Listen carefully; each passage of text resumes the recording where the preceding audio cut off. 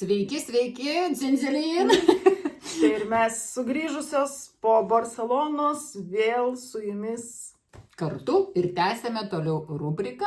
Šiandieną mano Jūratės Martišienės nekilnojamo turto rubrika ir joje panalizuosime, perkant nekilnojamą turtą, kai klientai moka savo lėšomis, ne iš paskolos akcentuoju, klausimas, kadagi sumokėti visą sumą už pirkinį, už nekilnojamo turto įsigijimą, kad būtų saugu. ir kokie galimi variantai apskritai įmokėjimo. Jo, ir kokie galimi variantai. O dabar aš tavęs, Ieva, noriu paklausti, pati žinau, pirkai žemės sklypą. Va, tu gal gali prisiminti, sakei, gal praėjo kiek laiko, bet kada tu atsiskaitei pilnai, ar prieš notarinį sandorį, ar notarinio sandorio metu, o gal po notaro tu atsiskaitei už žemės sklypą. Taip, tai buvo senai, bet puikiai atsimenu, jog, manau, kaip ir visur, ta bendra tvarka tokia yra, kad pradžioj mokamas yra avansas, o visa kita likutinė suma, kurią aš mokėjau, šiuo atveju kalbu dėl savęs, tai mokėjau sandorio metu.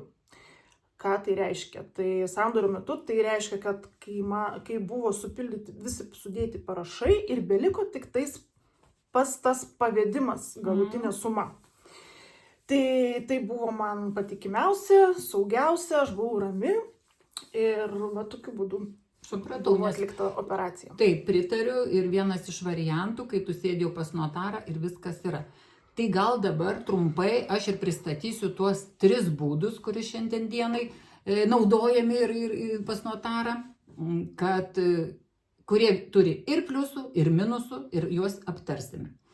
Tai pirmas tas būdas minimas, kai, reiškiasi, pinigai yra pravedami iki sandorio. Būna tada notarai paruošia preliminarią notarinę sutarties projektą. Tai reiškia, kad visi dokumentai yra tvarkingi, tada persiunčia tą projektą, susipažįsta su juo pirkėjas, pardavėjas ir praktiškai gali iš vakaro arba tą pačią dieną prieš notarą, jeigu tai tarkim popietinis laikas, padaryti pilnai pavedimą už perkamą turtą, pateikti notarui pavedimą, per tą laiką pardavėjui įkrenta pinigai ir kai susitinka pas notarą, belieka tik tais pasirašyti, kad visi pinigai kritę ir procedūra tada tuo metu būna, trumpesnė. Nereikia pas notarą sėdint daryti pavedimo, kartais būna žmogui rankos dreba, neturi ten, vakar turėjom, tik tai su kompiuteriu moka daryti pavedimą. Užmiršta kodus, stringa internetas. Stringa internetas, ar ten bankas, vakar buvo bankas, nepraleido tų pavedimų, reikia skambinti. Vienu žodžiu, streso tikrai yra nemažai tuo metu, kai tu sėdi pas notarą. Yra notarai kantrus, o kiti žmonės susiplanavę laiką irgi nelauks ten tave valandos, kol ten padarysi pavedimą ar kas nors stringa. Kartais limitai kažkokie užstringa, kur tu ten negali numatyti. Tai va, tai tokie yra pliusai, kad tu ateini pasirašai ir tada, kai tu padarai iš vakaro ar tai iš ryto prieš sandorį, pardavėjui viskas įkrenta ir taupai sandorio pinigus, nes tada tau nereikia antrą kartą pardavėjui atvykti ir pasirašyti pakvitavimą, kad visi pinigai gauti dar kartą atvykti pas notarą, kas irgi kainuoja. Bet yra ir minusų. Tikrai, kaip aš Ieva prieš tai ir kalbėjom, kad gyvenimas yra toksai. Pravedėtų pinigus pardavėjui, bet visko gali būti. Pardavėjas irgi žmogus, gali jam įvykti kažkokia nelaimė, atsitikti avarija vykstant pas notarą ar dar kažkokie kitokie dalykai. Ir net ramiai galiu pasakyti, net gali būti ir piktybiškų atvejų, ką aš nesenai girdėjau iš kolegų, kad pravedė visus pinigus prieš sandorį ir pardavėjas kažkodėl tai į sandorį neatvyko. Sako, telefonu jam skambina, jisai neatsiliepia ir čia tada prasideda jau stresas, kad tu pravedai pinigus. Natūralu, aš manau, kad šios dienos visuomeniai tu eisi į teismus, bylinėsies, gaiši laiką, bet vis tiek tos pinigus atgausi, aišku, jau ten jau visiškai kažkoks, kaip sakyti, nesąžiningas žmogus, gaištasi laikas. Bet irgi gali būti tokia rizika, kad tu pravedai pinigus, o kartais ir visiškai nieko blogo negalvojant, žmogui vyksta kažkokios nelaimės. Tai vienas yra toksai būdas. Dabar antras toksai būdas, kaip tu minėjai, atvykus pas notarą. Tada atvyksti pas notarą, jau būni pasiruošęs, jau kaip vat ir vakar miniu tą sandorį, jau klientė pasiruošė sąskaitas, viskas susiderino, limitus pasididino, atrodo viskas tvarkoje.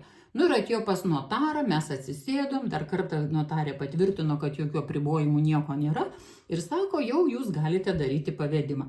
Nu ir tai ką, prasidėjo blaškymasis, moteriškė čia, žinai, aš nemoku su telefonu, tik tai su kompiuteriu, pradėjo daryti pavedimus, pavedimai užstrigo, bankė sulaikė, žinai, va. Bet galima tą padaryti ir sėdint, tik tai kokia situacija yra, reiškiasi, pliusai, kad tu padaręs iki 15 000 yra momentinis užskaitimas. Tai reiškiasi, tu padarai iki 15 000, praktiškai sėdint pas notarą, pardavėjas turi turėti programėlę, tai čia va irgi tas dalykas, reikia, kad jau ir pardavėjas būtų išmanus, nes jisai sėdėdamas atsidaro savo bankinę programėlę ir sako, viskas, pinigai krito, galim pasirašyti, reiškiasi, aš pinigus gavau.